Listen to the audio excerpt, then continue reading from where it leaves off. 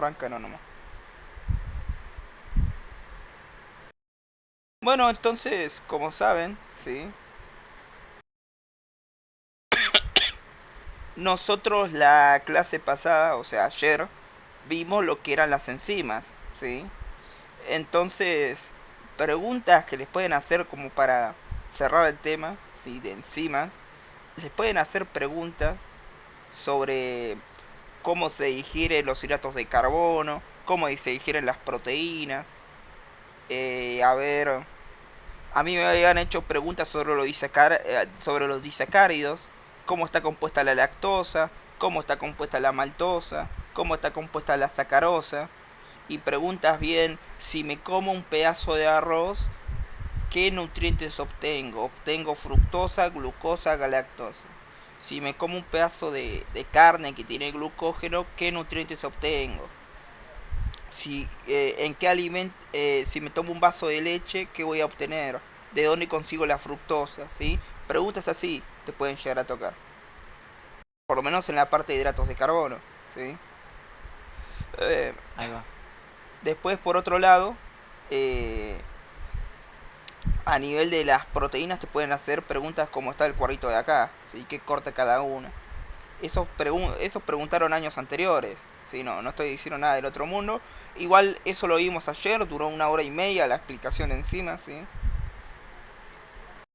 También pueden llegar a Sí. preguntar cómo es la absorción, cuál se va por circulación portal, cuál se va por la vía linfática. Sí, eso también lo vimos ayer.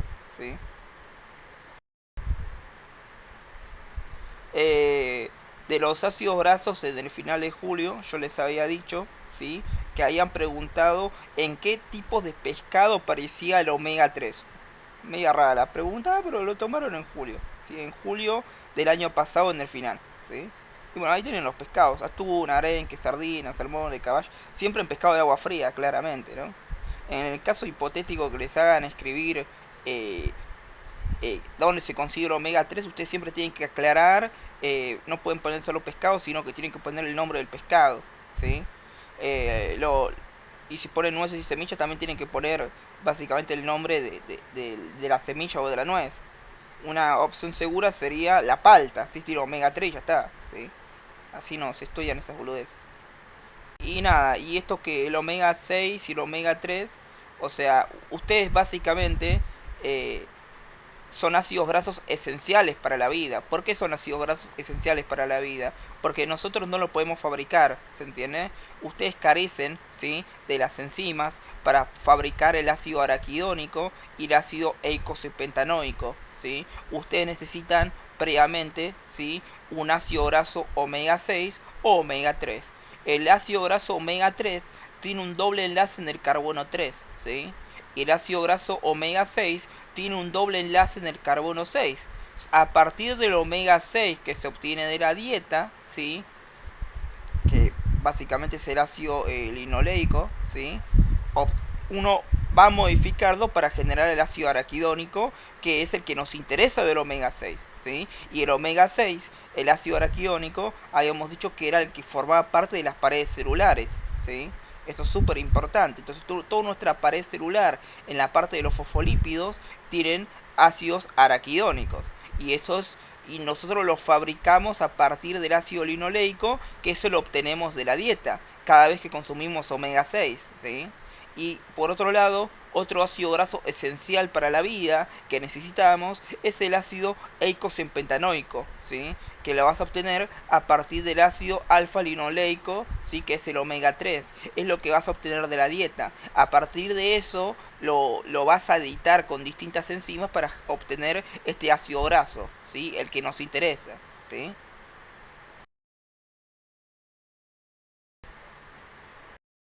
Bueno, de lípidos también pueden preguntar sobre enzimas, ¿sí?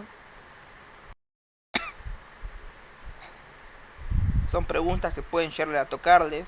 Y de hierro, a veces preguntan sobre metabolismo, ¿sí? El cómo se absorbe. Esto lo vimos ayer igual, ¿sí? En 20-30 minutos lo habíamos visto, ¿sí?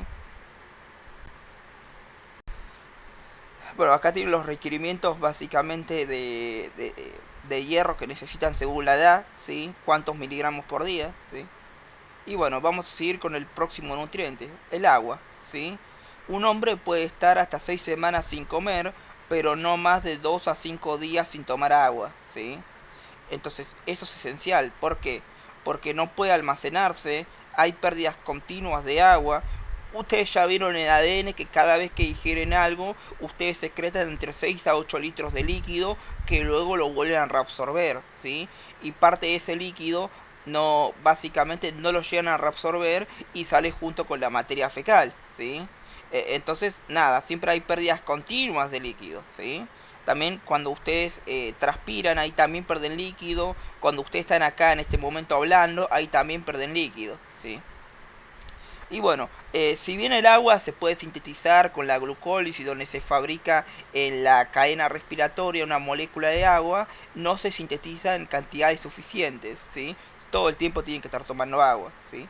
Bueno, un 45-80% de nuestro organismo es agua, ¿sí?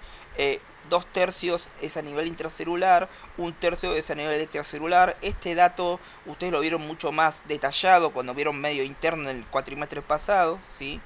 Entonces, la gente que está vulnerable con esto del agua son las mujeres gestantes, los lactantes, los bebés, los niños y los ancianos, ¿sí? Eh, Esto siempre preguntan en el examen. Principalmente esta pregunta la hace Juan Bordizo. Eh, Describir o colocar 3 funciones del agua, ¿sí? Eso entró cuando yo la rendí. El año pasado creo que no entró, pero es una pregunta recurrente, ¿sí? Con esto del agua. Se les pueden llegar a preguntar funciones. Bueno, termorregulación, mantiene el equilibrio ácido-base, transporte de nutrientes y desechos, soporte estructural de tejidos y articulaciones, ¿sí? Es el medio donde ocurren todas las reacciones químicas del cuerpo. Recuerden que el citosol, ¿sí?, de las células está formado por agua y ahí suceden todas las reacciones metabólicas, ¿sí? Participa como sustrato y producto en reacciones metabólicas. A veces, en vez de preguntar sobre funciones del agua, les preguntan, ¿sí?, ejemplos de donde el agua funciona como sustrato y donde funciona como producto, ¿sí? Son preguntas que ya había hecho años anteriores Juan Burdizo. Si revisan modelos antiguos de examen, pueden llegar a encontrarla, ¿sí? Eh, en la reacción del bicarbonato ahí actúa el agua, ¿sí? Ahí les doy un ejemplo. Después buscan, ¿no? En reacciones metabólicas en las cuales el agua funciona como sustrato y producto, ¿sí? Bueno, y recuerden que el agua es acalórico, ¿sí? Eso es algo que lo pueden llegar a encontrar en el Choice, ¿sí? El agua no genera calorías, ¿sí? Es acalórico. Bueno, como ven, el zinc. El zinc donde se encuentra en la carne. Y si vemos preguntas de años anteriores, ¿sí? Que está en la primera diapositiva nomás. Puse poquitas, tengo más, ¿no? Dice básicamente eh, cuáles son los micronutrientes que se encuentran en la carne. Nosotros ya habíamos visto clasificación de macronutrientes y de micronutrientes, ¿sí? Sonó un sonido. Eh, Estoy grabando. Sí, estoy grabando. Ok, no sé qué era el sonido que sonó. Creo que era el mouse. Bueno, ¿cuáles son los micronutrientes que se encuentran en la carne? Bueno, la respuesta es hierro y zinc, ¿sí? Eso fue una pregunta que tomaron años anteriores, ¿sí? Entonces, nada, en la carne van a encontrar el hierro y el zinc, ¿sí? El hierro ya lo vimos y ahora vemos un poquito del zinc. ¿Qué pasa con la deficiencia del zinc, ¿sí? Bueno, básicamente el zinc se encuentra en la carne, el pescado, en las otras cereales, en las legumbres, se encuentra también en el calostro, ¿sí? Se absorbe en el intestino delgado, se excreta por piel, orina, materia fecal, ¿sí? Bueno, ahí tienen la biodisponibilidad que tiene. En solución líquida tiene el 60%, en los alimentos tiene entre un 20 a 40%. Tal como pasaba con el hierro, tiene elementos que facilitan la absorción y elementos que disminuyen su absorción. Bueno, en los que facilitan son los fosfatos, los tanatos, la glucosa, aminoácidos, ácidos grasos. Y los que disminuyen su absorción son los oxalatos, calcio, fitatos y fibras, ¿sí? Y ahí les dejo básicamente en un costadito, ¿sí?, la función del zinc porque a veces preguntan esas cosas. El zinc interviene en el crecimiento de la inmunidad, en la cicatrización, en la multiplicación celular, en el mantenimiento de las estructuras de las proteínas, en la unión del ADN, en la formación de la síntesis proteica, entonces me ayuda a generar ARN, ¿sí? Etcétera. El zinc lo van a encontrar principalmente en sus músculos y también en el hueso, ¿sí? Y bueno, ahí tienen las fuentes que ya lo habíamos dicho, ¿sí? ¿Qué pasa si tengo deficiencia de zinc? Bueno, el recién nacido va a sufrir acrodermatitis enteropática, ¿sí?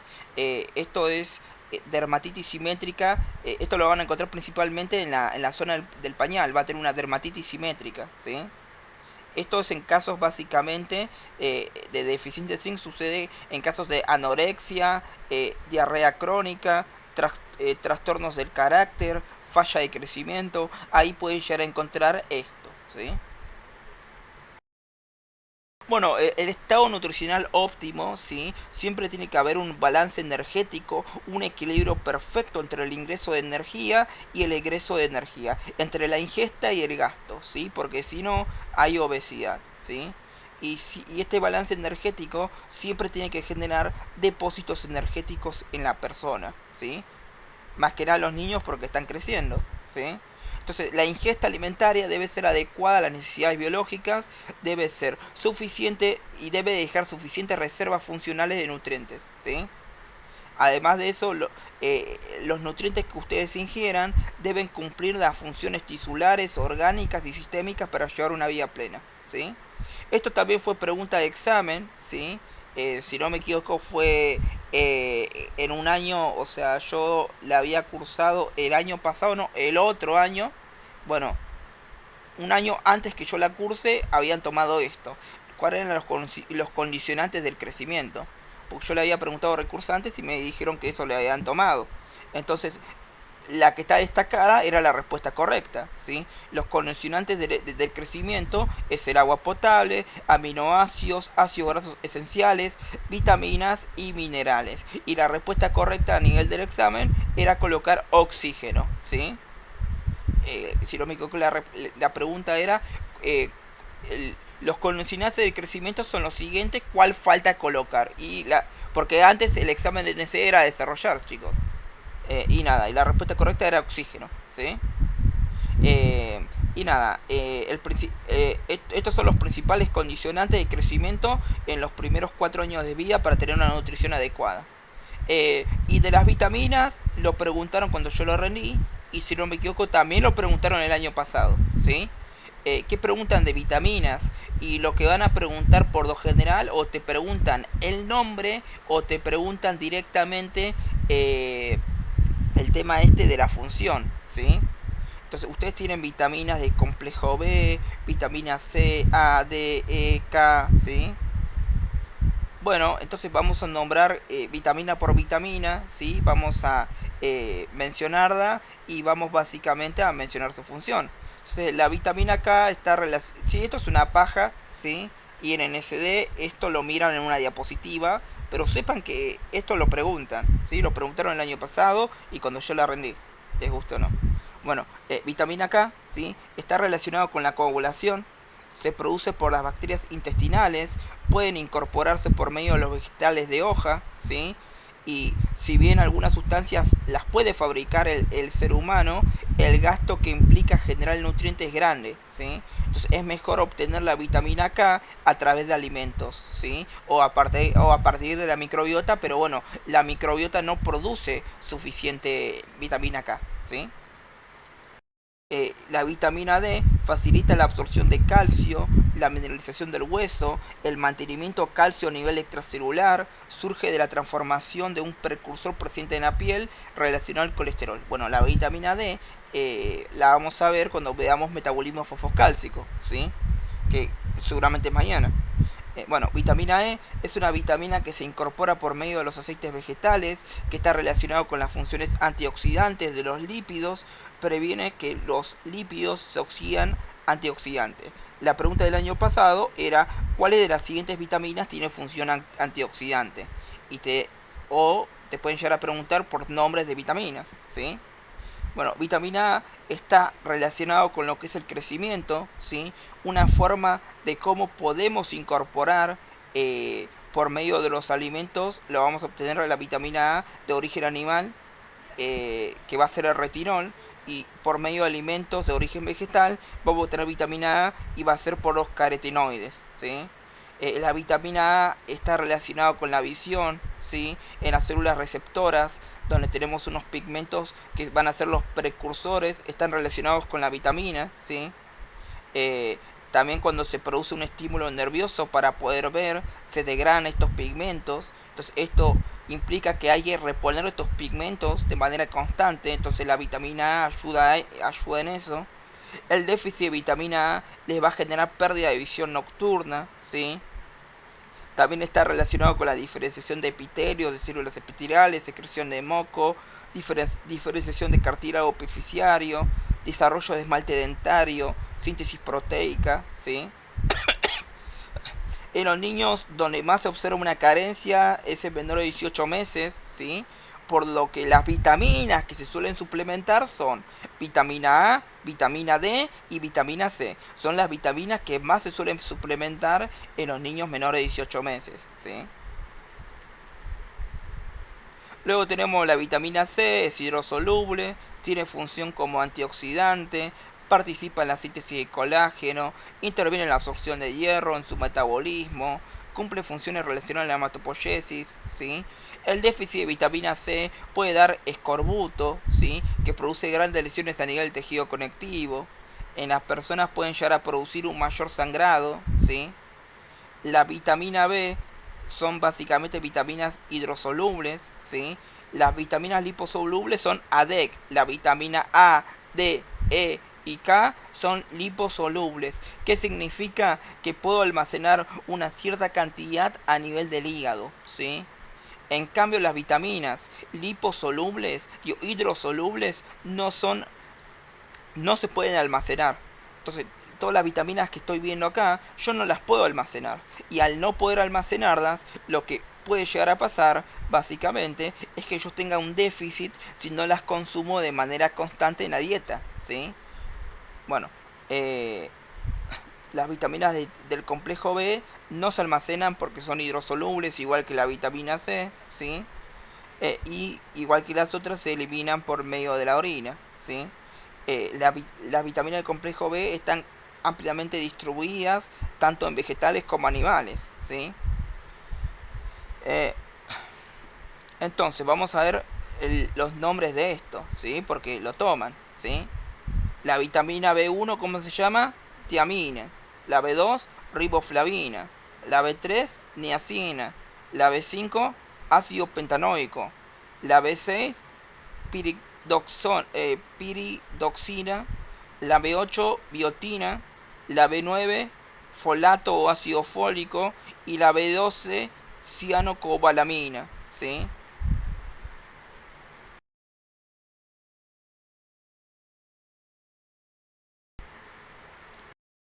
Bueno, tenemos la B1, que habíamos dicho que también se llama tiamina, ¿sí?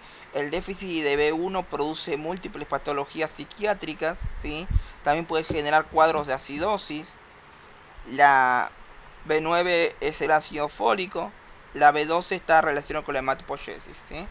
Entonces la B12 es una de las vitaminas que básicamente se ingiere a través de alimentos de origen animal. Si bien se encuentran en alimentos de origen vegetal, se encuentran en bajas cantidades, ¿sí? Entonces se encuentran principalmente en origen animal. Entonces hay una limitación en la B12 en los pacientes, en los padres que obligan al niño a tener una dieta vegetariana o vegana, ¿sí? Si se tiene una dieta vegana o vegetariana, esto se debe suplementar. ¿Y por qué se debe suplementar?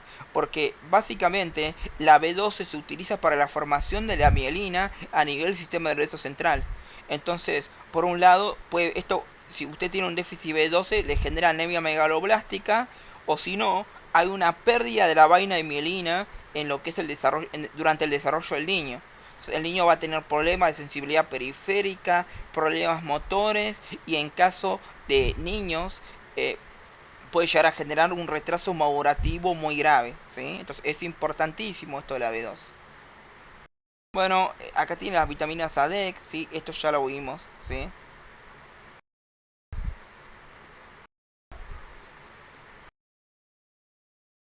Importante esto, sí.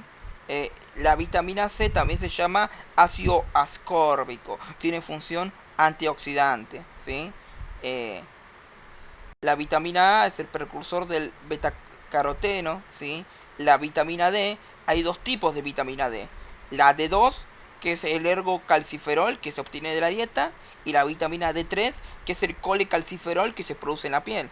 Y la vitamina E también se llama tocoferol, ¿sí? La vitamina K, tenemos la fitoquinona, que es de origen vegetal, y la menaquinona, que es de origen animal, ¿sí? Y nada, sepan que lo que más preguntan son o el nombre de la vitamina o preguntan directamente la función de la vitamina, ¿sí? El año pasado habían preguntado cuál de las siguientes vitaminas tienen básicamente función antioxidante. Y no es que te ponían vitamina A, no, directamente te mandaban el nombre de la vitamina A, ¿sí? No te mandaban vitamina C, te mandaban ácido ascórbico, te mandaban tiamina, riboflavina, ¿no? Entonces uno tenía que más o menos conocer el nombre. Es importante saber eso. Por lo menos para el examen, sí. Bueno, después tenemos los minerales, ¿sí? Los que se encargan del equilibrio iónico, osmótico y gradiente eléctrico. Ahí tenés el sodio, el potasio, el cloro, el calcio, el fosfato, el magnesio, ¿sí? Los que se encargan a nivel estructural de la formación de los cristales de hidroxiapatita, el calcio, el fósforo, el magnesio, el fosfato. A nivel hormonal, sin yodo ustedes no pueden fabricar la hormona tiroidea, entonces van a tener un déficit de T3 y T4, ¿sí?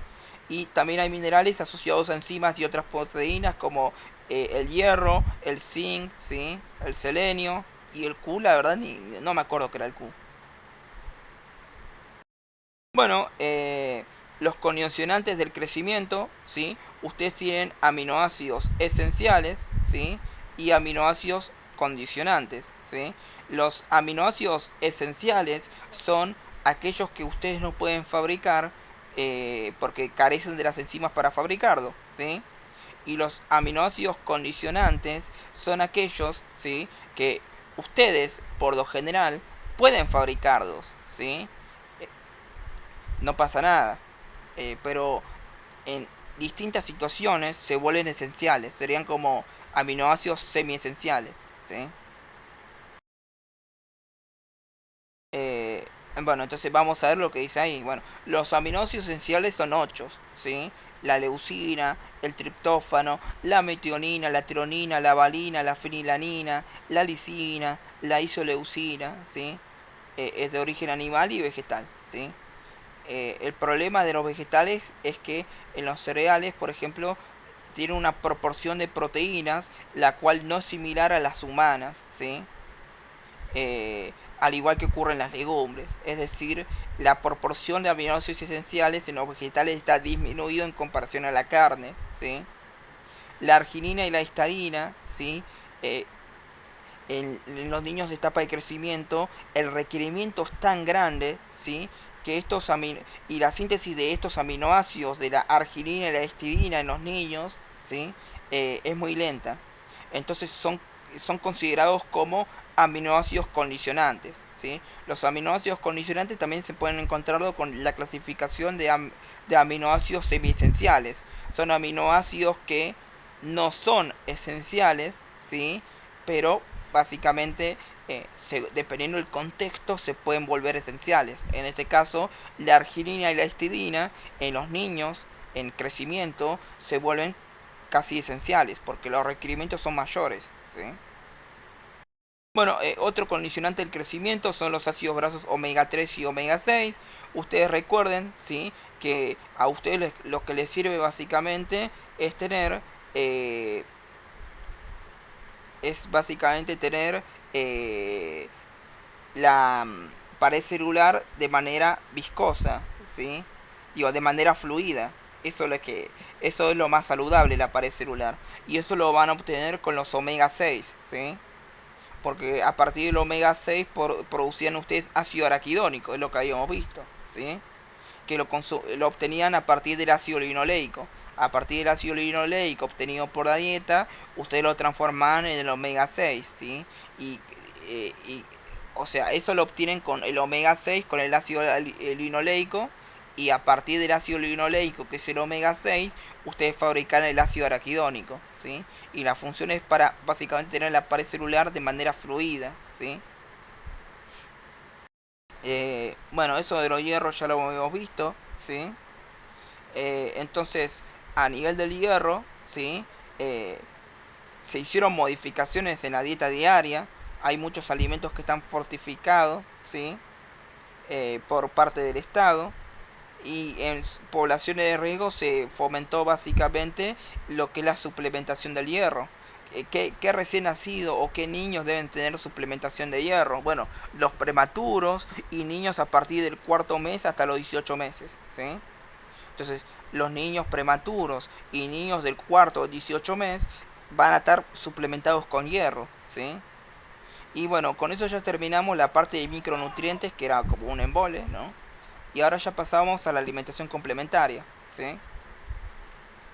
Entonces, básicamente hay distintos periodos de alimentación en la alimentación complementaria. De 0 a 6 meses de vida está la lactancia materna exclusiva. El niño solamente toma la teta, ¿sí?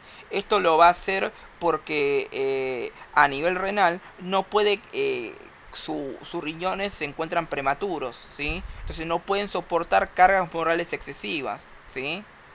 Entonces, y tampoco tiene la capacidad de digerir ciertas proteínas, ¿sí?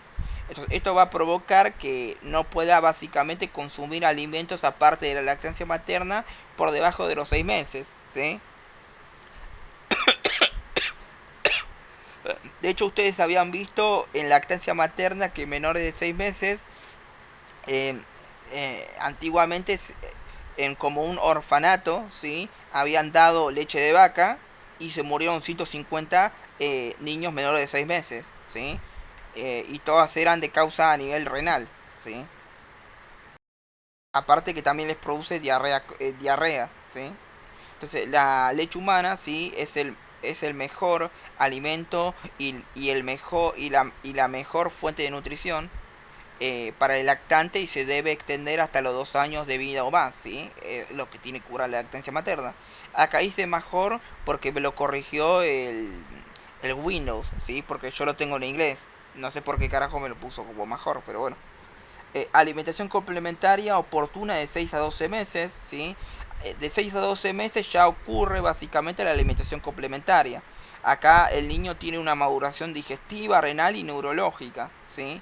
Eh, Cuando el niño es menor a 6 meses, por los reflejos involuntarios que tiene la lengua, por lo general, si yo le introduzco un alimento, él me lo patea, ¿sí? Es muy jodido que un niño de menor de 6 meses me coma un pedacito de pancho, ¿no? O una papilla. Es medio complicado, ¿sí?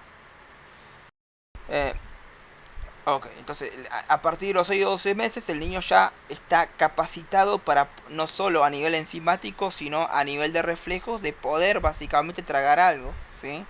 Ahora el niño puede digerir, el niño puede absorber otros alimentos, ¿sí? El niño es capaz de manejar cargas osmorales sin pérdidas excesivas de agua, ¿sí?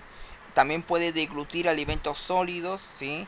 Y también puede empezar a diferenciar los sabores, las texturas, los colores de los alimentos, ¿sí?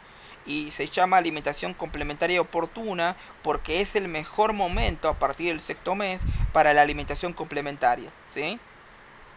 Y del mes 12 hay que básicamente para adelante hasta la edad preescolar es el periodo de incorporación de pautas familiares. Eh, es un periodo que se prolonga del primer año hasta el año 6 a 8, ¿sí?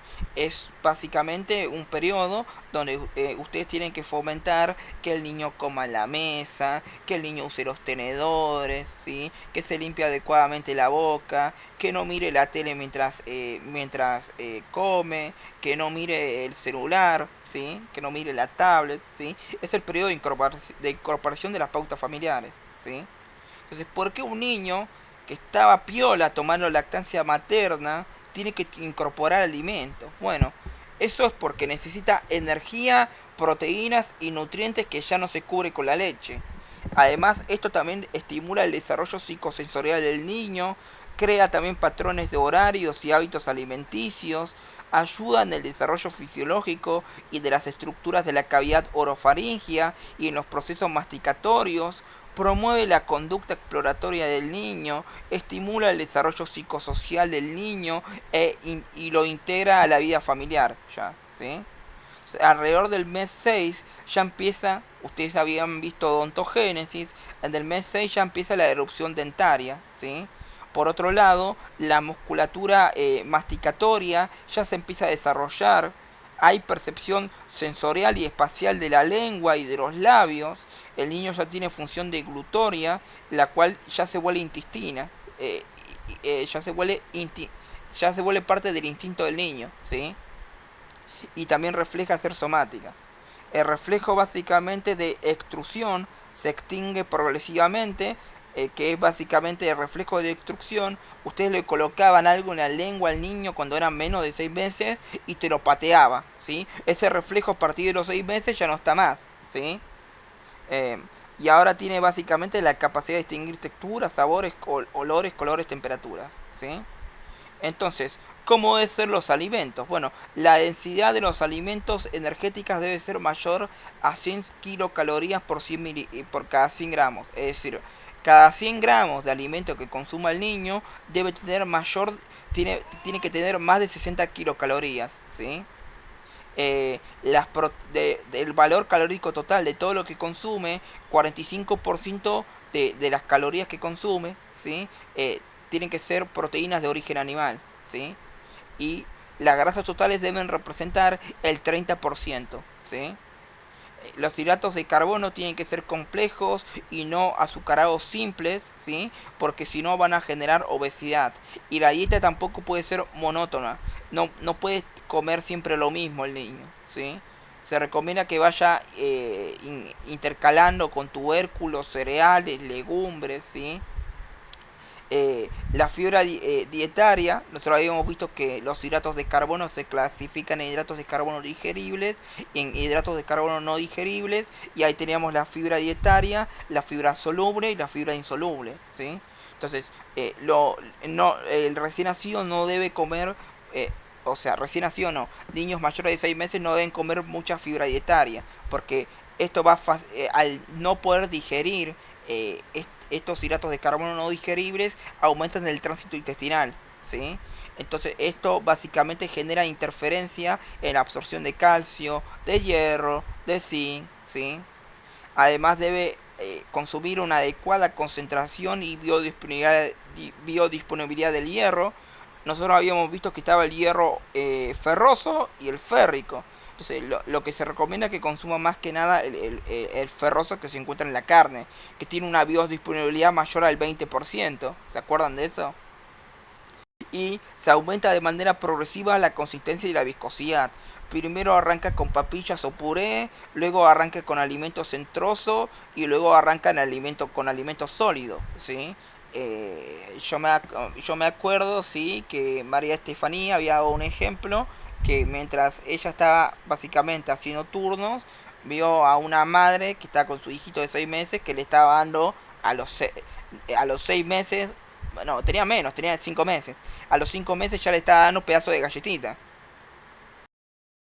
Entonces nada, primero arranca con papilla o puré y luego va aumentando la consistencia y la viscosidad, ¿sí?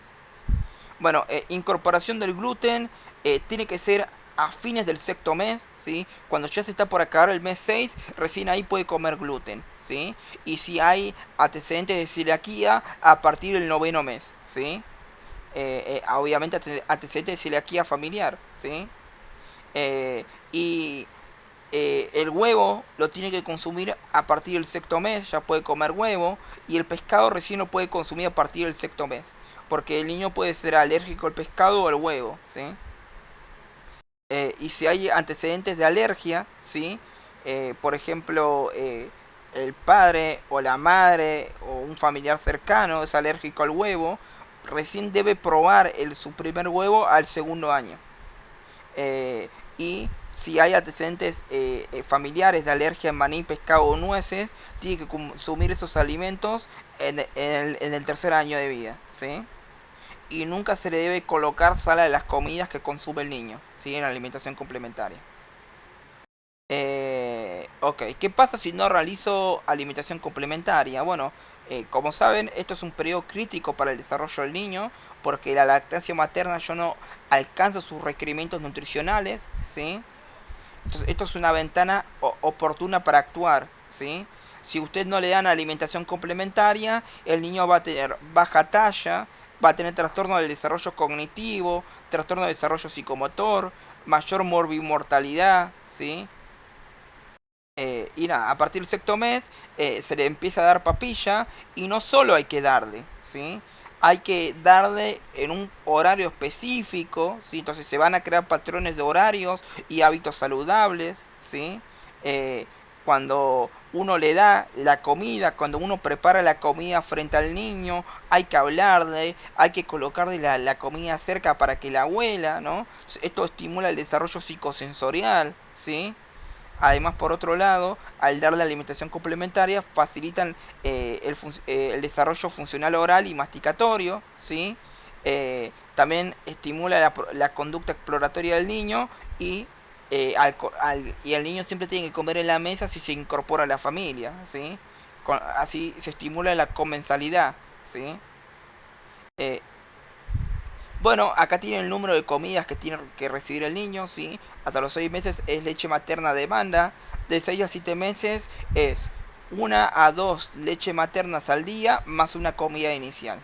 De 7 a 8 meses es lactancia materna más 2 o 3 comidas. Y de 9 a 23 meses es leche materna y 3 a 4 comidas, ¿sí? Obviamente tiene que haber higiene personal porque si no le pueden llegar a generar infecciones de piel, enfermedades intestinales o le pueden llegar a pegar una faringitis, ¿sí? También tiene que haber higiene en la elaboración de los alimentos, principalmente con lo crudo, ¿sí? Con la potabilización del agua y lavar de los platos y los utensilios que utiliza el niño, la cuchara, el tenedor, el cuchillo, ¿sí? También se debe cuidar la higiene de los alimentos y la higiene ambiental, ¿sí? No comer si hay un basural cercano o no comer si no hay cloaca, ¿sí? Ok, entonces, consejería, ¿cuándo y en qué momento das consejería y cuáles son los pasos? Bueno, los momentos para dar una consejería de alimentación complementaria es básicamente en el control de salud del niño, ¿sí? En el momento de dar vacunas, si el niño viene por una vacuna, ahí a la madre le preguntan sobre alimentación complementaria. Che, vos, ¿qué le estás dando de comer al nene? Ah, sí, a ver, explícame. ¿Qué alimento le estás dando? ¿Cuánta cantidad? ¿Sí? De esa manera, ¿sí? Y cuando el niño está enfermo con patologías comunes de la infancia, después de darle indicaciones de la patología para evitar que para evitar que la madre esté preocupada, primero le explicamos toda la patología que tiene, le damos las indicaciones específicas y recién ahí le podemos dar una consejería de alimentación complementaria. Y si no, si encontramos a la madre en la sala de espera o si viene por una consulta o si es por una reunión escolar o justo donde las cruzamos, ahí también le podemos dar consejería, ¿sí? Entonces los pasos son escuchar y luego preguntar. Le preguntamos qué le está dando el niño. Entonces, evaluamos su alimentación, ¿sí? Hay que decirle que no debe suspender la comida si está enfermo, ¿sí? Por lo general va a tener un poco de apetito nomás, pero algo tiene que comer. Si lo está haciendo bien, hay que elogiarla y alentarla. Hay que sugerir, no hay que retar, ¿sí? Y por último hay que hacerle preguntas para verificar si la mujer entendió cómo debe dar alimentación complementaria, ¿sí? Entonces las preguntas para verificar sería, y bueno, ¿qué alimentos le va a dar a su hijo? ¿Cada cuánto tiempo se los va a dar? ¿Cómo piensa prepararlos? ¿Cuándo piensa comenzar a dárselos? ¿Sí? Bueno, esto que ven acá es pregunta re de examen, chicos. Y es una paja esto, ¿sí? ¿Por qué? Porque hay alimentos que puede comer al mes 6, alimentos que puede comer en el mes 7 y 8, y alimentos que ya puede comer a los 9 meses. Entonces, son alimentos diferentes, ¿sí? O sea, los alimentos que come en el mes 9 no los va a poder comer en el mes 6, ¿sí? Y eso es pregunta re de examen, ¿sí? A mí me la tomaron cuando yo rendí el segundo parcial y cuando yo rendí el final también me lo tomaron esto, ¿sí? Esto es importantísimo, ¿sí? Bueno, a ver, alimentación de 6 meses. Acá recibe entre una a 2 lactancia materna, ¿sí? O pecho a demanda, más una comida al día. Ok, ¿cómo tiene que ser la comida? Tiene que ser papilla de cereales, ¿sí? La papilla puede ser de arroz, de fécula de maíz, de harina de maíz, de tapioca, puré de zapallo, puré de hortalizas como zanahoria, mandioca, batata, ¿sí? Al alimento que consuma siempre en esa comida, le tiene que agregar una cucharadita de aceite o de manteca, ¿sí? Y una vez a la semana, en el mes 6 hay que darle un trozo de carne sin grasa, o de vaca, o de pollo, o de conejo, o de cerdo, y tiene que ser a la plancha, a la parrilla o hervida. No puede ser un churrasquito frito, ¿sí? Frito no. En caso que le queramos dar una salsa, puede ser salsa blanca, salsa ricota o queso cremoso, ¿sí? Y de postre le podemos llegar a dar pulpa de frutas maduras como manzana, banana, pera y durazno.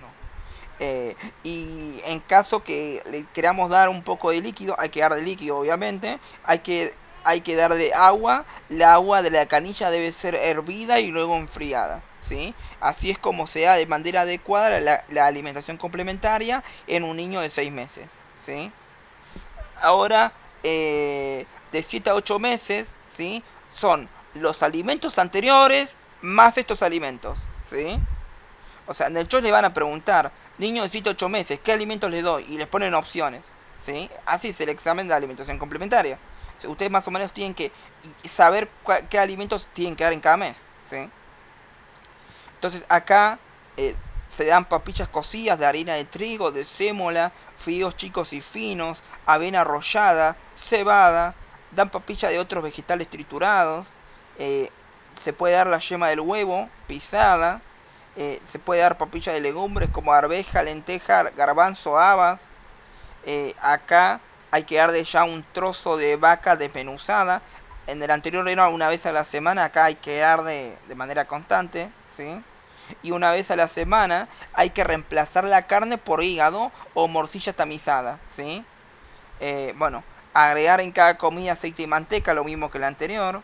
Los postres, acá ya puede comer postre de leche, como flanes, crema, arroz con leche, polenta con leche. ¿Quién come polenta con leche? Cereal, cereales con leche. Y siempre que hagan postres con leche, hay que dar de qué cosa, leche materna, ¿sí? No se puede usar la leche de vaca. Entonces, si quiere tomar eh, polenta con leche, tiene que extraerse la leche. Y con eso lo hace. Acá ya puede comer pan, ¿sí? Otra incorporación. Acá puede comer pan, tiene que ser ligeramente tostado. También puede tomar bizcochos secos, galletitas simples sin rellenos. Por ejemplo, lo recomendado acá son las galletitas de vainillas, ¿sí? Acá ya puede comer queso cremoso. En el anterior también podía comer queso cremoso, pero acá ya puede comer queso rallado, ¿eh? Y todos los días debe comer una fruta y una verdura que tiene que ser de color amarillo, anaranjado o verde oscuro. Esos deben ser los colores de la fruta que debe consumir el niño. Eh, el yogur tiene que ser siempre yogur entero, ¿sí? Nunca descremado y tiene que ser de vainilla. Puede ser yogur con frutas secas o cereales o yogur casero, ¿sí? Las pulpas de frutas locales puede, por ejemplo, tomar palta o mamón. La verdad no sé qué carajo es mamón, pero bueno, figura en la bibliografía complementaria. Eh, y luego del noveno mes al año ya come 3 a 4 comidas más pecho a demanda, ¿sí? Acá ya, entonces, acá ya tiene lo que es desayuno, almuerzo, merienda y cena, ¿sí? Acá ya puede comer todas las frutas que él quiera en trocitos, ¿sí? Las verduras y cereales, ya puede comerlos en preparaciones como bohines o ensaladas. Acá ya puede comer pulpa de tomate sin piel y sin semillas, puede comer remolacha, espinaca, choclo rallado, choclo triturado. Acá ya puede consumir pescado, acá antes no podía consumir pescado, ¿sí? Acá ya puede consumir el huevo entero bien cocido y picado. Acá solo consumía yema, ¿sí? Acá ya lo come entero el huevo. Eh, bueno, las pastas ahora pueden ser rellenas. Puede tomar guisos con pocos condimentos.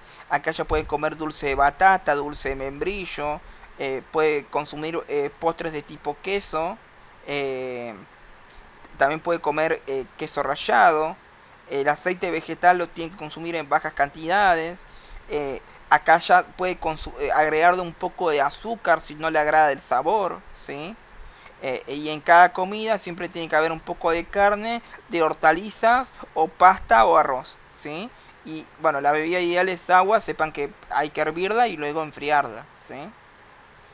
Los alimentos que hay que evitar en la alimentación complementaria, es decir, alimentos que nunca debe consumir, son fiebres, hamburguesas, fiambres, hamburguesas, salchicha, salsas muy elaboradas, las salsas en cubitos no las tiene que consumir, comidas muy condimentadas o picantes, el té de yuyos, la miel, la soja, preparados de soja, gaseosa, ni los jugos artificiales ni de soja. Es decir, los jugos, esos jugos tan, jugo clay, eso no los puede consumir, ¿sí? Productos salados, alimentos fritos, postres lácteos que vienen preparados, no es lo recomendado, siempre lo recomendado es casero porque tiene menos conservantes, ¿sí? Hay que dar los alimentos con amabilidad y paciencia. Si el niño lo rechaza, hay que cambiar el alimento por otro. El niño aprende por imitación, entonces hay que comer al lado del niño para que imite, ¿no?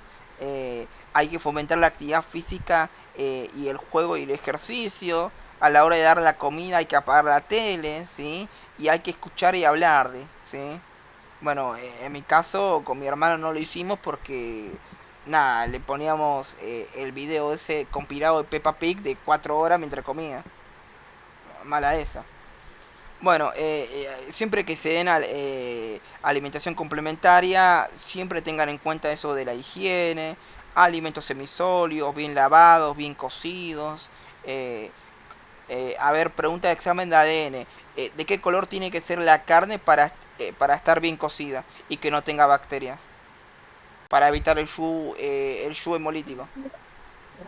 Tiene que ser gris y el líquido transparente. Gris claro parejo, así le gusta a Jaime. Gris claro parejo. Eh, bueno, los alimentos deben ser conservados en un lugar limpio, fresco, seco, no contaminado, diferentes texturas, variados, sabrosos, coloridos, aromáticos. Hay que básicamente comer en familia, en horarios y compañía, ¿sí? El agua lo tiene que consumir en un vaso, no en una mamadera, ¿sí? Tiene que observar mientras los demás comen, entonces para que le genere deseo, para que imite, ¿sí? El ambiente debe ser tranquilo, no deben colocar pantallas, ¿sí? El cuidador primario a la hora de dar de comer siempre tiene que tener el tiempo disponible, no tiene que estar apurado, ¿sí? A la hora de dar de alimento tienen que ser amables, alegre, motivador, ¿sí? No hay que ofrecerle leche de vaca ni yogur, ¿sí? Porque tiene aditivos industriales y en caso de querer ofrecerle hay que hacerlo de manera casera, ¿sí? A los yogures. La golosina, snack, repostería industrial no hay que darle. Los jugos y bebidas industriales no hay que darle. Las infusiones como té, mate, café, yuyo no hay que darle, ¿sí? Es decir, el niño menor a 2 años no puede tomar mate, ¿sí? Importante eso. Semillas y frutos secos eh, hay que triturarlos si le queremos dar, ¿sí? Tiene que consumir siempre alimentos con sal disminuida, ¿sí? Y con azúcar bajo. Y siempre nunca hay que dar de alimentos de baja densidad calórica, ¿sí? Los caldos, el puré amarillo, las sopas, eso no puede comer el niño, ¿sí? Los alimentos tienen que ser de alta densidad calórica. Cada 100 gramos de alimento debe haber al menos 60 kilocalorías, ¿sí? O más. Bueno, las injurias del mercado, ¿sí? Esto de la publicidad en programas infantiles, las golosinas con juguete, la exageración de las propiedades nutricionales, mostrarlos como algo imprescindible cuando en realidad no lo es, lácteos y más lácteos, la comercialización invasiva, ¿sí? Nada, el etiquetado poco visible, ¿sí? Eh, nada, mi hermana todavía me sigue pidiendo cuando voy al supermercado el famoso huevo Kinder, que creo que vale como 3.000 pesos ahora, vale un huevo. Bueno, los aditivos son sustancias que modifican la característica física y química o biológica de un alimento con el fin de mejorarlo o preservarlo, ¿no? O estabilizarlo. Van a tener colorantes, aromatizantes, saborizantes, preservadores, antioxidantes, nutrientes, edulcorantes, estabilizantes, emulsiones o espesantes y correctores. ¿Sí? Entonces, siempre es mejor que el niño, ¿sí? En vez de comer una galletita maná rellena o una Oreo en el, en el, en el recreo, darle plata como para que se compre un sanguchito de jamón y queso, una pizza, una tostadita, ¿sí? Es mucho mejor que coma eso que no tiene aditivos, ¿sí? Bueno, injurias del entorno social, regalar golosinas, ofrecer gaseosa y jugos, ¿sí? Naturalizar comer cualquier cosa en cualquier lugar, ofrecer juguitos y galletitas en jardines maternos, ¿sí? Ya la última vez que visité a mis primos, les llevé golosinas, ¿sí? Mal ahí. Bueno, ¿cuáles son los 10 principios? Bueno, lactancia materna exclusiva, a partir de los 6 meses arrancamos con la alimentación complementaria, la duración de la lactancia materna hasta los 2 años o más, ¿sí? Alimentación perceptiva, que el niño pueda oler la comida, que pueda verla, ¿sí? Que se cuide la higiene y la contaminación cruzada, seguridad en la preparación y almacenamiento. Bueno, eso de la cantidad de lactancia materna va a empezar a ir disminuyendo, ¿sí? Eh, la consistencia de los alimentos, hay que cambiar de manera constante los alimentos, primero era papilla, luego alimento troceado y luego alimento sólido, ¿sí? La frecuencia y la densidad energética, habíamos dicho que cada 100 gramos de alimentos la densidad energética debe ser mayor a 60 kilocalorías, ¿sí? Eh, los nutrientes esenciales tienen que haber en variedad y hay que suplementar. ¿Qué suplementamos? Siempre y cuando lo requieran. Vitamina A, vitamina C, vitamina D, B12, hierro, zinc y calcio, ¿sí? Y nunca hay que dejar de alimentar durante la enfermedad. Si bien va a tener el apetito disminuido, hay que seguir dándole comida, ¿sí? Bueno, dietas veganas, ¿sí? Muchos padres pueden básicamente obligar al niño cuando nace a tener una dieta vegana, ¿sí? Eh, Eso va a ser durante la infancia o adolescencia, ¿sí? Entonces, esto lo tienen que plantear con un profesional que va a ser el pediatra, ¿sí? Y este pediatra básicamente tiene que evaluar la dieta que le van a dar y después de ahí le va a suplementar lo que es la B12, la vitamina D y en algunos casos el omega 3, ¿sí? Y tiene que hacer un seguimiento periódico en las dietas veganas, ¿sí? Estos niños, los niños que hagan dieta vegana obligatoria por los padres, tiene que estar muy controlado esto, ¿sí? Bueno, ¿y por qué no darle alimentación complementaria antes de los 6 meses? Bueno, para que el niño básicamente pueda comer, necesita lo que hice acá, ¿sí? Opción de puntero, pluma. Es decir, para que el niño pueda comer después de los 6 meses, necesita desarrollar estas características. Necesita sostén cefálico o sedestación, emisión de reflejo de protrusión lingual. Si ustedes a un niño menos de 6 meses le colocan básicamente algo en la boca, te lo patea con la lengua. ¿Sí? Eso es protrusión lingual. Experiencia sensorial o perceptiva previa, ¿sí? Necesita deseo de comer. Percepción sensorio-espacial de los labios y la lengua. Tiene que hacer movimientos linguales, movimientos de masticación. Tiene que empezar a tener ya los dientes, la dentición. Y necesita también la presión dígito-palmar y la conducta exploratoria, ¿sí? También a partir de los 6 meses aumenta la capacidad gástrica, ¿sí? Disminuye la permeabilidad intestinal a proteínas. Eso va a hacer que las proteínas no pasen de una, ¿sí? y van a pasar únicamente aminoácidos, ¿sí? Porque si pasan proteínas de una, le carga una sobrecarga a nivel de la sangre de osmolaridad, y esto básicamente le va a joder en la orina, va a hacer que el niño orine más, ¿sí? Y entonces eso le va a generar un desequilibrio. Bueno, eh, el niño también tiene que desarrollar la tonicidad del cardias y la motilidad gástrica a los 6 meses, tolerancia intestinal a antígenos proteicos alimenticios, porque en todos los alimentos que ustedes consumen siempre hay microorganismos. Y también el niño tiene que previamente desarrollar un poco la microbiota, ¿sí? Eh, porque cuando consuma alimentos complementarios va a estar expuesto a patógenos, ¿sí? Obviamente la microbiota va a variar según la madre y va a ser dado por la lactancia materna, ¿sí? Y también debe desarrollar enzimas digestivas, ¿sí? El niño antes de los 6 meses, la amilasa no la tiene, la lipasa tampoco y las sales biliares tampoco. Entonces necesita básicamente este desarrollo, ¿sí? Eh, ok. Entonces, la boca de los niños, ¿sí? Se va a caracterizar porque cuando el niño tiene menos de 6 meses, como ven acá, la lengua ocupa toda la boca, ¿sí? Entonces, alimento que yo le quiera dar no lo va a poder consumir. Los maceteros van a tener una masa aumentada, ¿sí?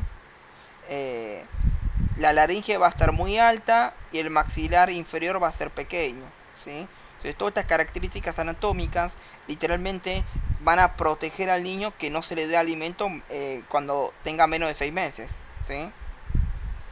Y también esto de los patrones motores normales, ¿sí? Eh, res- eh, Recién a partir del sexto mes el niño empieza a tener un patrón motor oral normal, ¿sí? Lo va desarrollando a partir del mes 3 y en el mes 6 ya lo desarrolla, ¿sí? Bueno, reflejos orales, bueno, reflejos de succión se observa a partir de la semana 13 de gestación, ¿sí? Y entre la semana 22 a 24, ¿sí? Ya hay una deglución consistente. Entre la semana 22 y 24, ahí ya empieza a aprender a tragar, ¿sí? Bueno, de vuelta a esto de la anatomía, ¿sí? Estas características anatómicas. La cavidad oral de recién nacido es pequeña. Recuerden que la lengua ocupa todo su cavidad oral, ¿sí? El maxilar inferior es más pequeño, levemente retraído. Las mejillas de los niños, porque están muy cachetones, es porque tienen adiposidades que luego desaparecen, ¿sí? La lengua no solo ocupa toda la boca, sino que tiene movilidad reducida eh, por inmadurez y por espacio. Y los niños, como la lengua ocupa toda la boca, respiran por la nariz, tienen respiración nasal únicamente, ¿sí?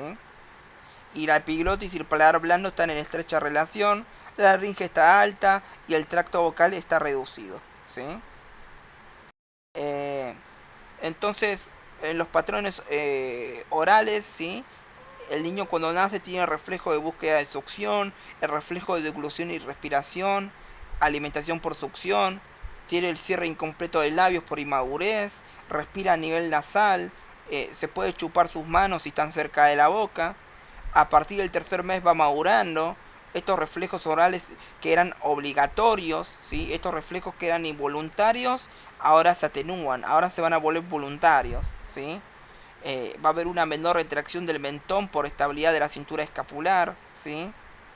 Esto va a provocar que tenga más espacio en la boca, va a haber mejor sello labial, eh, entonces va a poder cerrar la boca, va a poder abrir la boca en anticipación al alimento, entonces al abrir la boca va a ser un control más voluntario, va a empezar a realizar movimientos activos en los labios con la succión, y va a hacer movimientos anteroposteriores de la lengua. Antes no lo podía hacer, ahora puede mover la lengua para arriba, para abajo, ¿sí? Anteroposteriores. Eh, y luego básicamente entre los 3 a 6 meses, ¿sí?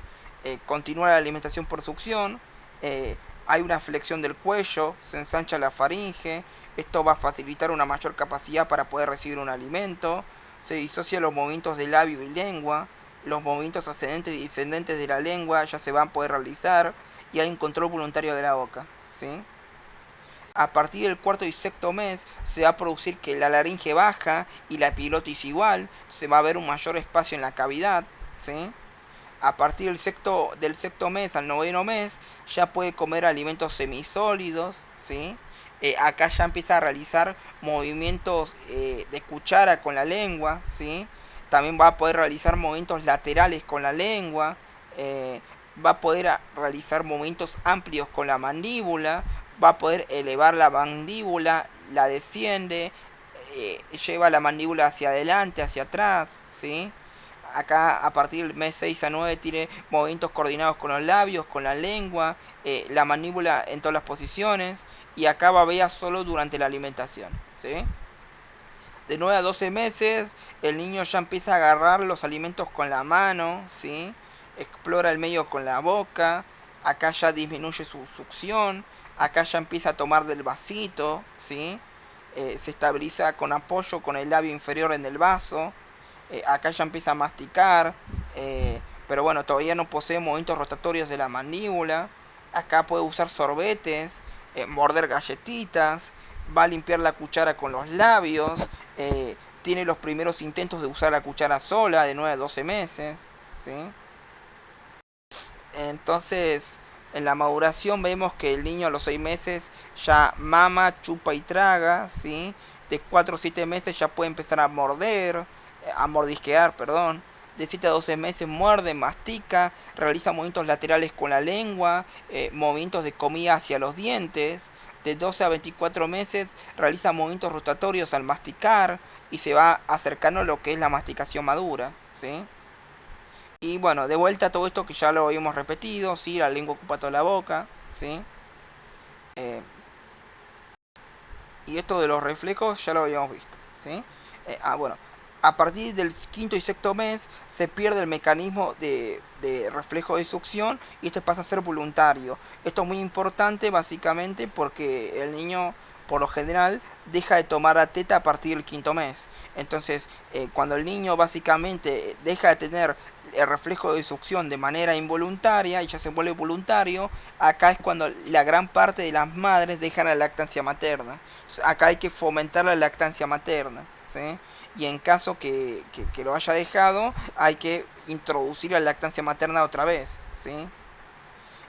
Y esto hay que hacerlo más o menos a partir del mes 7, ¿sí? Porque si no, no va a poder colocar la lengua en la posición adecuada para succionar, ¿sí? A partir del quinto mes el niño empieza a dejar la teta, ¿sí? No hay que dejar que deje la teta, ¿sí?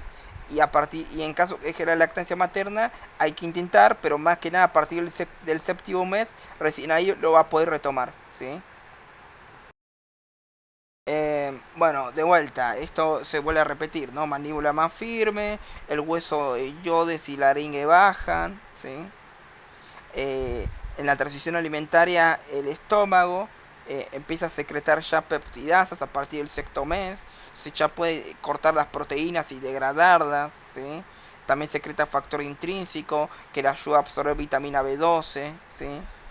A nivel del intestino, las microvellosidades aumentan su superficie, eh, y acá se pueden llegar a sufrir alguna patología inflamatoria si es que se pierden estas vellosidades.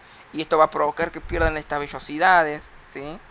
Y esto termina provocando que genere mala absorción de nutrientes.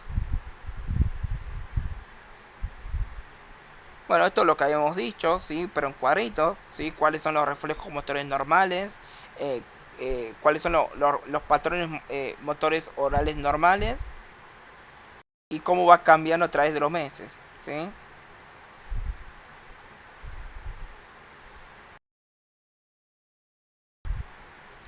Esto es lo que habíamos visto, ¿sí? A partir del mes 7 a 12 ya puede morder, masticar, movimiento lateral de la lengua, movimiento de la comida hacia los dientes. Del mes 12 a 24, movimientos rotatorios al masticar, ¿sí? Y con eso ya terminaremos alimentación complementaria. ¿Les pareció difícil o no? Lo que más toman es esto, ¿sí? A partir del sexto mes, ¿qué alimento le puedo dar? A partir del mes 7 y 8, ¿qué alimento le puedo dar?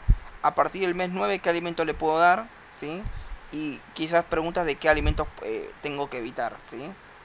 A mí me habían tomado esto, ¿sí? Niño de 7 8 meses, ¿qué alimentos le das? Y te dan opciones, ¿sí? Entonces, nada. En alguno, por ejemplo, figuraba lo que era el huevo entero, ¿no? Entonces te das cuenta ahí.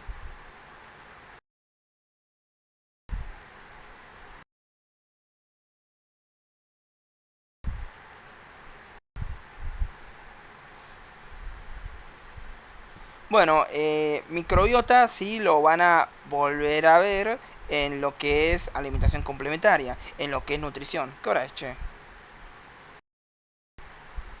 Ah, poquito, una hora, pensé que estábamos más.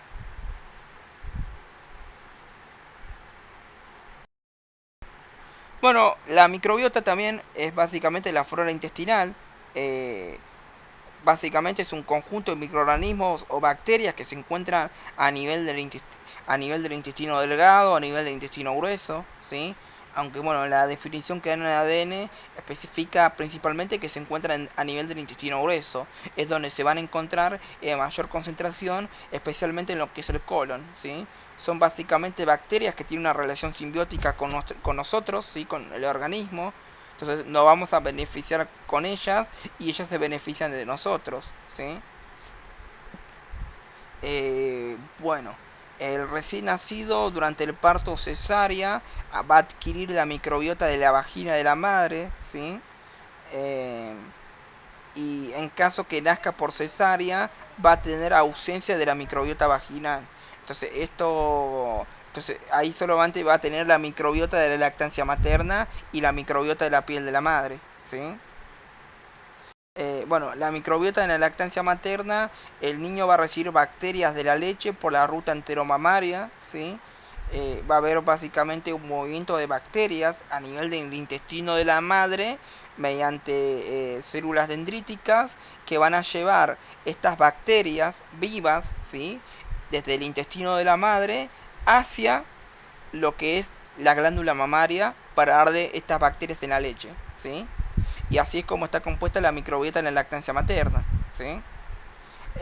Los que principalmente se encuentran son los lactobacilos, los enterococos, en menor concentración los streptococos, los estafilococos y la E. coli, ¿sí? Y la microbiota durante la alimentación complementaria, ¿sí? Se genera todo un cambio en la microbiota cuando ya consume los alimentos en la alimentación complementaria y ahí básicamente tiene la E. coli, ¿sí? Eh, va a predominar una mayor cantidad de la E. coli y suele ser variable la microbiota que tiene a nivel del intestino, ¿sí? Eh, Hasta los 3 años. Luego de ahí se vuelve estable. Bueno, las funciones de la microbiota tienen función digestiva, protectora, función metabólica, función moduladora del sistema inmunitario, del desarrollo del sistema inmunitario, función trófica, ¿sí? Función digestiva porque esta microbiota se va a encargar de digerir básicamente distintos elementos, ¿sí? Por ejemplo, la microbiota ayuda en lo que es la absorción de la vitamina K, del folato, de la B12, ¿sí? También me fabrica ácido graso de cadena corta, pigmentos, colesterol, ¿sí? Tiene función protectora porque se pelean con otras bacterias por el nicho ecológico y por los nutrientes. Esto va a provocar que bacterias que si se colocaran ahí fueran patógenas, no se van a poder colocar. Porque si se quieren colocar ahí, tienen que matar a las otras bacterias que ya están ahí previamente, ¿sí? Bueno, función metabólica. Recuerden que la microbiota fabrica vitamina K, B1 que es la tiamina, B2 que es la riboflavina y la B12, ¿sí? También produce ácido graso de cadena corta. También tiene función moduladora del sistema inmunitario, desarrollo del sistema inmunitario, porque la microbiota básicamente interactúa con el tejido linfoide y esto va a provocar básicamente que el niño vaya adaptándose a los microorganismos que tiene la microbiota, ¿sí? Se vaya entrenando de a poquito. Y también tiene función trófica, ¿sí? Porque la microbiota interviene en lo que es el desarrollo de las microvellosidades intestinales. Esto permite básicamente el desarrollo de la red capilar submucosa y de las microvellosidades intestinales. Y una de las principales funciones de la microbiota es la fabricación de los ácidos grasos de cadena corta Porque cuando ustedes consumen hidratos de carbono tienen qué cosa? Hidratos de carbono digeribles y no digeribles. Los no digeribles son qué cosa? Los ácidos grasos de cadena corta. Y los ácidos grasos de cadena corta, son la fibra soluble, ¿sí? O sea, ustedes cuando ingieren hidratos de carbono tienen la fibra. O sea, cuando ingieren hidratos de carbono tienen hidratos de carbono digeribles, que es el almidón, el glucógeno, y hidratos de carbono no digeribles. Y ahí tienen la fibra. Y ahí en la fibra tienen la fibra soluble y la fibra insoluble, ¿sí? La fibra soluble es aquel que no lo quiere ni la microbiota, y la fibra soluble es la cual va a metabolizar la microbiota parcialmente o de manera completa para generar distintos elementos, en el cual acá lo va a utilizar para generar ácidos grasos de cadena corta. ¿Por qué son importantes los ácidos grasos de cadena corta? Porque el 80% de los nutrientes que va a utilizar eh, los enterocitos de nuestro intestino lo obtienen básicamente de los ácidos grasos de cadena corta, ¿sí? Entonces, literalmente, toda la nutrición en nuestro intestino está dado por los ácidos grasos de cadena corta que fabrican nuestra microbiota, ¿sí? Bueno, nuestra microbiota puede tener básicamente una alteración, ya sea por un exceso de que de ácidos grasos trans, de azúcares simples, de sal, de consumo de ácidos grasos saturados o hidratos de carbono de alta energía, ¿sí? Y nada, ustedes pueden obtener microbiota comiendo probióticos, ¿sí? O estimular el crecimiento de la microbiota consumiendo prebióticos. eh, y dentro de los prebióticos se encuentra la leche materna, ¿sí? Bueno, el concepto de microbioma, ¿sí? Se refiere básicamente a la población total de microorganismos con sus genes y metabolitos que colonizan el cuerpo humano, ¿sí? Incluyendo el tracto gastrointestinal y genitourinario, la cavidad oral, la nasofaringe, el tracto respiratorio y la piel, ¿sí? Esta relación va a ser simbiótica, mutualista en el ser humano, ¿sí? Y forma el superorganismo llamado segundo genoma. Entonces, el comienzo, su colonización es desde el comienzo prenatal, ¿sí? Presenta 140 veces más genes que el genoma humano, todas estas bacterias que van a convivir con nosotros, ¿sí? Puede haber alteración en su diversidad o en su constitución. Si usted tiene un parto por cesárea, se pierde lo que es la microbiota a nivel vaginal. Si hay ausencia de lactancia materna, se pierde la microbiota de la lactancia materna, ¿sí? Si toma antibióticos, se produce disbiosis, ¿sí? Entonces hay como mutualismo, ¿sí? Eh, las bacterias van a producir el desarrollo intestinal, el desarrollo inmunológico, eh, van a facilitar el metabolismo del huésped, ¿sí? Metabolizando distintos nutrientes, y también facilitan el desarrollo cerebral, ¿sí? Y cuando hay disbiosis, eh, básicamente puede haber enfermedades intestinales inmunológicas, se puede llegar a producir diabetes tipo 1, asma, ¿sí? Enfermedades metabólicas, obesidad, diabetes tipo 1, 2, ¿sí? Bueno, ya habíamos definido que era la microbiota, ¿sí? Y ahí aparece el concepto de microbioma, ¿sí? Son 100 a 150 veces más genes que la persona, ¿sí? Eh, y cuando la masa bacteriana en la materia fecal representa entre el 1 al 3% del peso corporal, ¿sí? Bueno, las funciones de las bacterias, habíamos visto que tenían función protectora, que regula el sistema inmune, que tiene función metabólica, que produce vitamina B12, vitamina K, riboflavina, tiamina, función trófica, genera esto que son los ácidos grasos de cadena corta, ¿sí? La microbiota básicamente puede variar por la vía de nacimiento, vía vaginal o cesárea, habíamos dicho, por el tipo de alimentación que se le da después de los 6 meses y en qué momento deja la lactancia materna, ¿sí? Y acá tienen un cuadro más o menos qué microbiota va a tener qué microbiota va a tener dependiendo de cómo lo alimenten, ¿sí? Y por dónde haya nacido. Si nace por la cesárea, tiene menor cantidad de bacterias, el tiempo tarda más en colonizarse, eso es una ventana de riesgo básicamente porque ahí se puede llegar a colonizar por el Clostridium botulinum, ¿sí? Ustedes vieron botulismo en ADN, ¿sí? Eh, nacidos por vía vaginal van a tener más bifidobacterias, más lactobacilos, ¿sí? Y van a tener más firmicutes, ¿sí?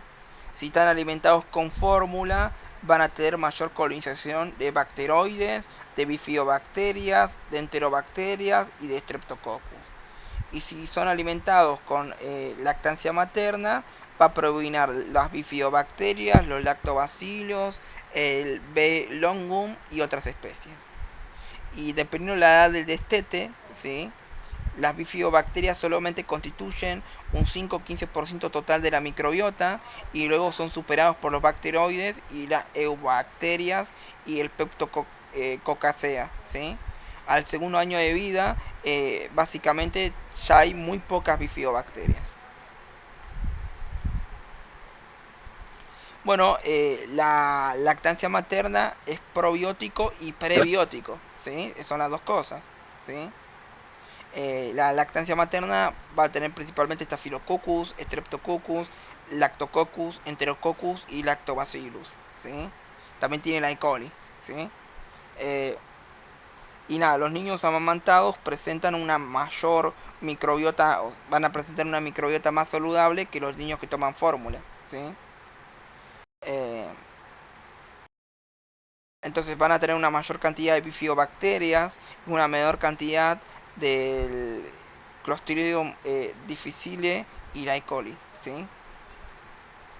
Bueno, factores que influyen en la microbiota es en qué momento le dan la alimentación complementaria, el tipo de alimentación que va a tener en la vida adulta, el uso de antibióticos, el estilo de vida, ¿sí? Eso de la higiene, y los estados emocionales cognitivos, ¿sí? Hay una estrecha relación entre el cerebro y el intestino. ¿Alguno de ustedes tuvo diarrea cerca de los exámenes? Sí, porque básicamente el cerebro y el intestino están muy conectados, ¿sí? De hecho, yo soy de sufrir en la época de los parciales síndrome de colon irritable, ¿sí? De hecho, yo cuando cursé tercero le pregunté a todos mis compañeros, che, de casualidad, ¿alguno de acá tiene diarrea? Y de toda la comisión de ABC, de 8 personas, 6 tenían diarrea. Así que imagínate. Bueno, propiedades de la microbiota, ¿sí? Esto ya lo habíamos dicho, ¿sí? Bueno, producen hidrógeno, dióxido de carbono, NH3, que NH3 era amoníaco, pero no me acuerdo, era amonio o amoníaco, no me acuerdo cuál era. Aminas por fermentación, ¿sí? Leche humana, eh, bueno, la leche humana y el microbio, ¿sí? La principal condición para la adaptación del ser humano a la vida extrauterina es llenar nuestro intestino de microbiota a partir de la leche humana, ¿sí? El lactante recibe cada 800 mililitros, ¿sí? De leche materna 10 a las 5 bacterias, ¿sí? Esto repercute en nuestra respuesta inmunológica, metabólica y nuestra respuesta inmunológica, metabólica presente y el futuro del niño, ¿sí? Bueno, esto es nuevo, alimentos con clasificación NOVA, ¿sí? Básicamente es una clasificación que tiró la OMS, ¿sí? Es un sistema de clasificación de alimentos en base a su grado de procesamiento, ¿sí? El grupo 1 son alimentos con mínimo procesado o sin procesar. Ahí tienen las cereales, la leche pasteurizada, frutas y verduras. El grupo 2 son ingredientes culinarios procesados como la sal, azúcares, grasas, aceites. El grupo 3 son alimentos procesados como fideos, pan, quesos sencillos, carnes saladas, curadas, frutas, verduras de conserva, ¿sí? Y el grupo 4 son los que más se debe evitar, los alimentos ultra procesados, la gaseosa, los jugos, la margarina, la galletita, los cereales para bebé, las patitas de pollo, las papas fritas en bolsa, la salchicha, la hamburguesa, la gelatina, ¿sí? La gelatina es mala, ¿sí? Se debe evitar en la infancia. Y nada, acá tienen los grupos de alimentos, ¿sí? Yo les dejo esta diapositiva, ¿sí? Porque habían preguntado en un examen cuáles son los grupos de alimentos y qué te aporta cada grupo de alimento, ¿sí? Bueno, entonces los grupos de alimentos donde se encuentran los cereales, los almidones y las legumbres, esos te aportan vitamina de complejo B, fibra, hierro, proteínas, hidratos de carbono complejo. Ahí están los cereales, pastas, panes, galletitas y vegetales C y las legumbres. Los grupos de hortalizas te van a aportar vitaminas, minerales, fibras y hidratos de carbono, ¿sí? Los grupos de frutas, especialmente las frutas cítricas, van a contener vitamina C, ácido fólico, potasio y otros nutrientes, ¿sí? Y el grupo de... Acá hay un texto escrito.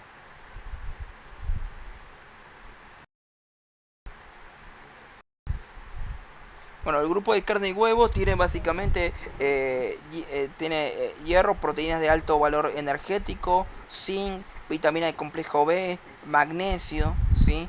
Ahí se encuentra la carne roja magra, la carne de ave sin piel, carne de pescado, marisco, fiambre magro, los huevos, ¿sí? Se recomienda que la persona coma 3 huevos por semana, obviamente un adulto, ¿no? Eh, en el grupo de lácteos te va a aportar calcio, proteínas de alto valor biológico, fosfato, vitamina A, vitamina D, vitamina B2, ¿sí? En el grupo de aceites y frutos secos y semillas, esto te aporta ácidos grasos esenciales, vitamina A, vitamina D, vitamina E, ¿sí? Ahí están los aceites, las frutas secas, las paltas, las aceitunas, ¿sí? Y en el grupo de grasas y azúcares, ¿sí? Eh, eh, son sustancias que forman parte de nuestros hábitos alimenticios, ¿sí? Pero su ausencia no provoca carencia nutricional, entonces son como opcionales y no se recomienda. Ahí están los endulzantes, la mermelada, la jalea, los dulces, la golosina, las infusiones, los condimentos, los aderezos como la mayonesa, el ketchup, la bebida alcohólica, la gaseosa, los jugos artificiales, la grasa vacuna, manteca, la margarina, ¿sí? Acá lo sinteticé un poco más lindo, ¿sí? En el grupo de cereales, almidón y legumbres, ahí tienen vitamina de complejo B, fibra, hierro, proteínas e hidrato de carbono complejo. En el grupo de hortalizas tienen vitamina, mineral, fibra, hidratos de carbono y cuando más variada, eh, va a ser más variada siempre y cuando la selección de colores sea mayor. Ahí va a tener mayor vitamina, mayor mineral. Y el grupo de frutas, todas tienen vitamina C, ácido fólico, potasio y otros nutrientes, ¿sí? Y aquellas fibras que tienen semillas comestibles son básicamente, van a aportar grandes cantidades de fibra, ¿sí? Y esto lo separé en dos diapositivas porque esto lo preguntaron en un examen, ¿sí? El grupo de carne y huevo aporta hierro, proteína de alto valor biológico, zinc, vitamina de complejo B, magnesio, ¿sí? Grupo de lácteo, calcio, proteína de alto valor biológico, fósforo, vitamina A, vitamina D, B2, ¿sí? Ácidos grasos esenciales, vitamina D, E, A, ¿sí? Bueno, básicamente el crecimiento en los primeros 4 años de vida, el principal factor condicionante del crecimiento es una nutrición adecuada, ¿sí? Para tener una adecuada nutrición hay que consumir básicamente hidratos de carbono, proteínas y lípidos, ¿sí? Los hidratos de carbono recuerden que aportan 4 kilocalorías, las proteínas aportan 4 kilocalorías por gramo y los lípidos aportan 9 kilocalorías, ¿sí? Y esta es la distribución, ¿sí? Los niños deben consumir 55% carbohidratos, 30% grasas, 15% proteínas, ¿sí? Nada, este es el plato saludable, ¿sí? Lo que tienen que tomar los niños, ¿sí? Eh, Acá lo que dice es que tienen que usar aceites saludables como aceite de oliva, aceite de canola para cocinar, para darlo en la ensalada, para colocarlo en la comida, ¿sí? La margarina o la manteca tiene que estar básicamente bien limitada, no tiene que consumir mucho. Mientras más vegetales, con una mayor variedad mejor, ¿sí? Las papas, eh, las patatas y las papas fritas básicamente no cuentan, ¿sí? Tiene que comer muchas frutas de todos los colores, ¿sí? Y tiene que tomar solamente agua o té o café, ¿sí? Pero con nada de azúcar, ¿sí? El límite de leche y lácteos son 1 a 2 porciones por día, ¿sí? Y el jugo solamente un vaso pequeño por día, ¿sí? Hay que evitar las bebidas azucaradas. Pero bueno, lo que más se fomenta es que tome agua, ¿sí? Y tiene que comer una variedad de granos, de cereales integrales, como pan de trigo integral, pasta de granos integrales, arroz integral, ¿sí? Y tiene que haber un límite en los granos refinados, como el arroz blanco y pan blanco. El niño no puede comer arroz blanco todos los días, ¿sí? Eh, y siempre hay que elegir los pescados, las aves, las legumbres, ¿sí? Eh, Tiene que consumir habichuelas, leguminosas, frijoles, eh, las nueces también tienen que consumir, ¿sí?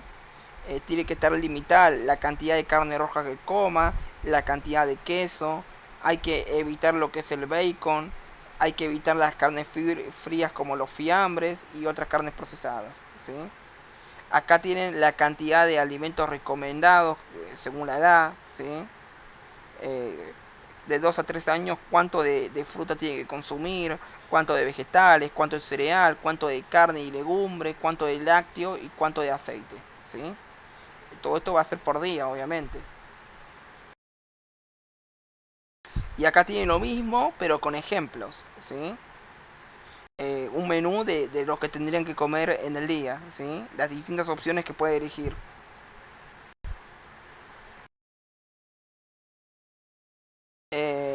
Bueno, esto ya lo habíamos dicho, ¿sí? La alimentación complementaria oportuna y saludable, ¿sí?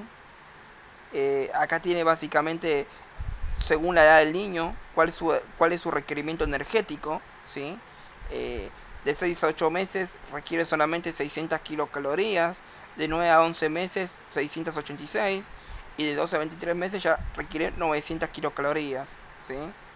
Y ahí tienen básicamente la energía que suministra la lactancia materna y cuántas kilocalorías debe obtener básicamente del alimento complementario, ¿sí?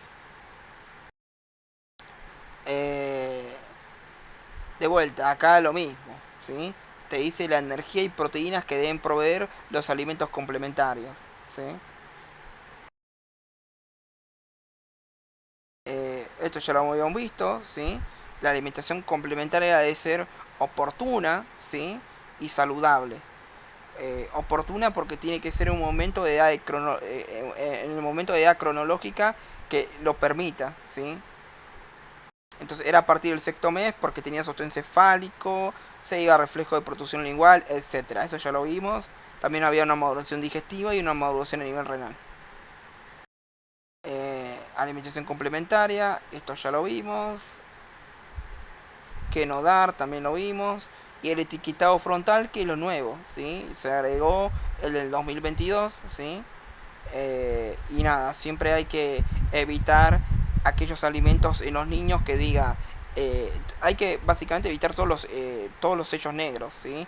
Pero principalmente el que dice exceso de azúcar y exceso de sodio, ¿sí? Lo que son los aditivos ya amigos, que se hace en lo que es la dieta vegana, ¿sí? Bueno, los síntomas en las dietas veganas, cuando hay un déficit básicamente de B12, ¿sí? Eh, los síntomas van a aparecer entre el mes 4 a 10, arranca con irritabilidad, falta de crecimiento, apatía, anorexia, anemia megaloblástica, hipotonía y retraso en el desarrollo, ¿sí?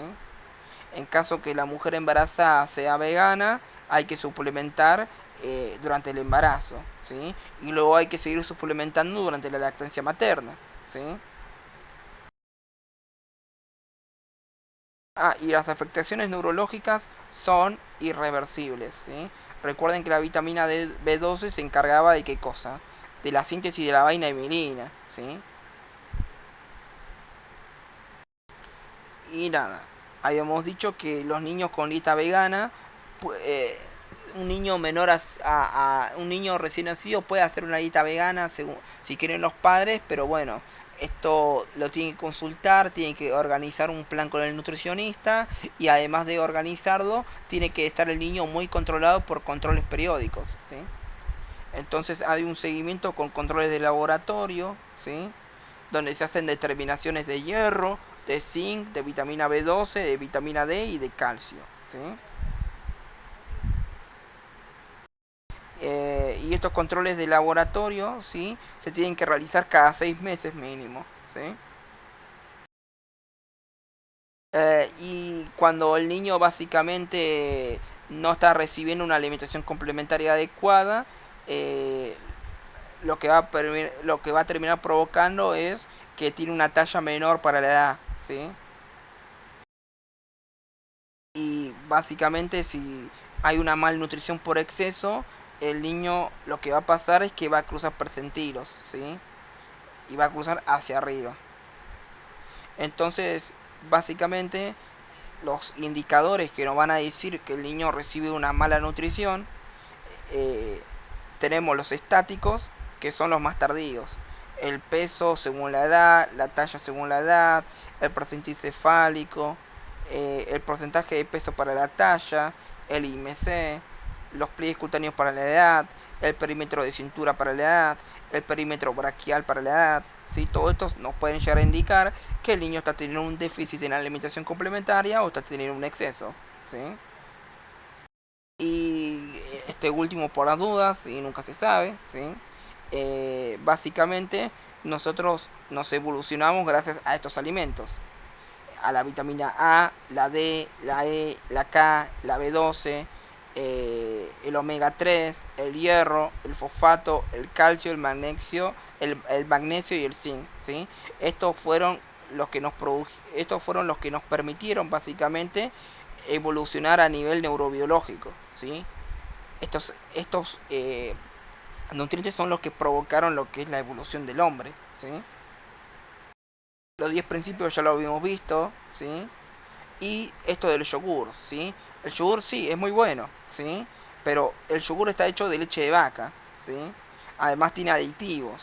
Entonces, si le van a dar yogur al niño, o sea, en la bibliografía complementaria aparece yogur, ¿sí? Pero los profesores de NSD no lo recomiendan. Entonces, si le van a dar yogur, lo mejor que sea casero y se va a tener que hacer con la leche de la madre, ¿sí? Bueno, ¿qué ofrecerle? ¿Qué no ofrecerle? ¿Sí? Las recomendaciones, ¿sí? No colocar pantalla, todo eso ya lo vimos, ¿sí? Y ahí termina nutrición. Bueno, ¿le gustó el tema? Es un embole.